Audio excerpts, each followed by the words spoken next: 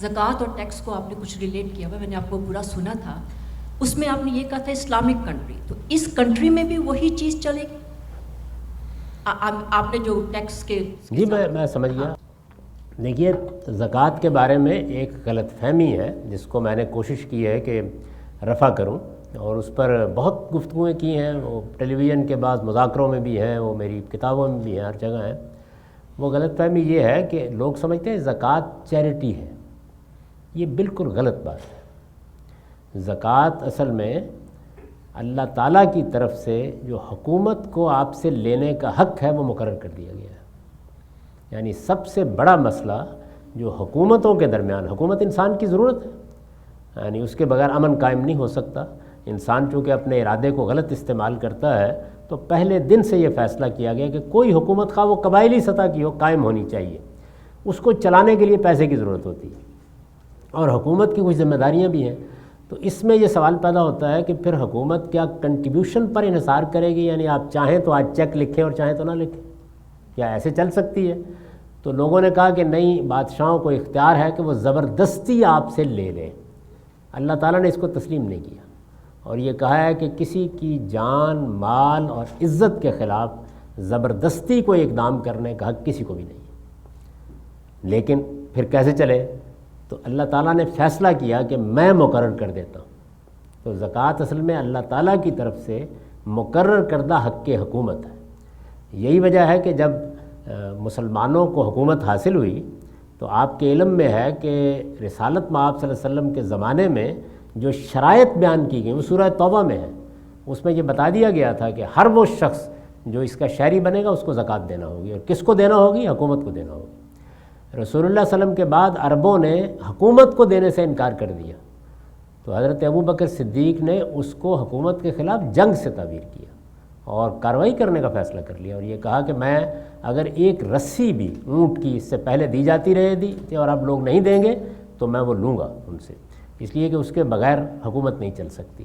تو یہ حکومتی کا حق ہے. لیکن اللہ نے ایک دوسرا کام یہ کیا کہ حکومت کے اس حق کو اپنی عبادت بنا دیا، اور اس میں جو روح پیدا کر دی وہ کیا ہے کہ گویا میں اپنے مال کی زکوٰۃ نکال کے اللہ کی نظر کر دیتا ہوں اور پھر اللہ کے ہاں سے اٹھا کر حکومت کو دے دیتا ہوں. تو یہ جو روح اس میں پیدا کی گئی، اس کے ساتھ ہی یہ بھی ضروری قرار دے دیا گیا کہ اگر حکومت نہ لے تب بھی تمہیں معاشرے کی ضرورتوں کے لیے اس کو دے دینا چاہیے. یہ یوں ہے.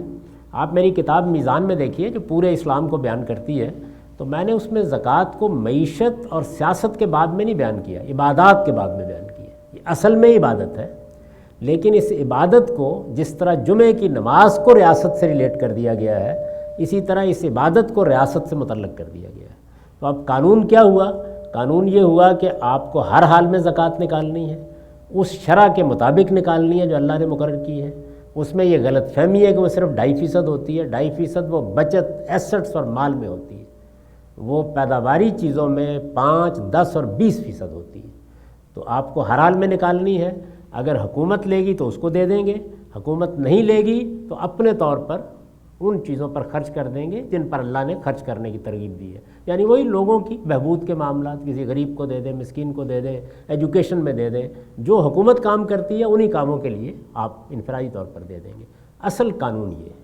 اس کے بعد اب یہ سوال پیدا ہوتا ہے کہ حکومت اگر صرف مسلمانوں کی ہو، مسلمانوں کی حکومت ہے تو اس کا فرض ہے کہ وہ زکوٰۃ لے اور ٹیکس نہ لے، اور ہمارا فرض ہے کہ ہم اس کو ادا کر دیں. لیکن اگر کوئی غیر مسلموں کی حکومت بھی وہ سارے کام ہمارے لیے کر رہی ہے، یعنی غیر مسلم اکثریت کی حکومت ہے، اور وہ بھی وہ سارے کام کر رہی ہے کہ جو اللہ تعالیٰ چاہتا ہے کہ ایک اچھی حکومت کو کرنے چاہیے، تو اس کو بھی دینے میں کوئی حرج کی بات نہیں. یعنی اس میں کوئی مذہب کی پابندی نہیں لگائی گئی. وہ دے دیں آپ سے موجودہ حکومتیں، خواہ وہ مسلمان حکومتیں ہیں خواہ وہ غیر مسلموں کی اکثریت کی حکومتیں، وہ ٹیکس لیتی ہیں. اس وجہ سے آپ کو حق حاصل ہے کہ چونکہ وہ اللہ کے قانون کی پابندی کرتے ہوئے صرف زکوٰۃ نہیں لے رہی، تو آپ اپنی زکوٰۃ اس میں ایڈجسٹ کر لیں. جب آپ نے وہ دے دیا تو حق آپ کا ادا ہو گیا. لیکن زکوٰۃ کو کیلکولیٹ آپ کو اللہ کے بتائے ہوئے طریقے کے مطابق الگ سے کرنا ہوگا، تاکہ اس کی حقیقی اماؤنٹ کیا ہے، کیا رقم ہے، وہ معلوم ہو جائے. وہ اگر $5,000 ہے اور آپ کی حکومت نے آپ سے 10 لے لیے ہیں تو ادا ہو گئی، اور اگر کم لیے ہیں تو آپ کو ادا کرنا ہے. تو یہ بات ہے جو میں نے پوری کی پوری آپ کی خدمت میں عرض کی تھی۔ میرے نزدیک جو بدلے ہوئے حالات ہیں ان میں سے بعض چیزوں میں اپلیکیشن میں ہمارے علماء چونکہ خاص طرح کی ذہن میں جی رہے ہیں، وہ غور کرنے کے لیے تیار نہیں ہوتے۔ میں نے صرف یہ کیا ہے کہ ان حالات کے اندر اسلام کے انطباق یا اس کی اپلیکیشن کو واضح کرنے کی کوشش کی ہے کہ یہ ہے اصل حکم، یہ اس کی نوعیت ہے۔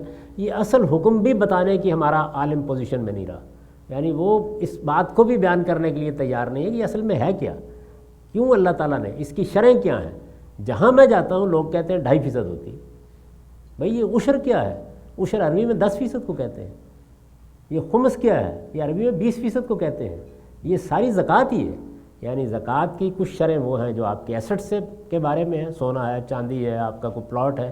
زکوٰۃ کی کچھ شرعیں ہیں جو آپ کی پیداواری یونٹس کے بارے میں ہیں، یعنی آپ کی زرعی زمین سے پیداوار ہو رہی ہے، آپ کی صنعت سے، انڈسٹری سے پیداوار ہو رہی ہے، آپ کے کسی پلازا سے، کسی عمارت کے کرائے سے پیداوار ہو رہی ہے، آپ کی سیلری سے پیداوار ہو رہی ہے، آپ ڈاکٹر ہیں، آپ کی فیسوں سے پیداوار ہو رہی ہے۔ ان سب میں 5، 10 اور 20% ہے۔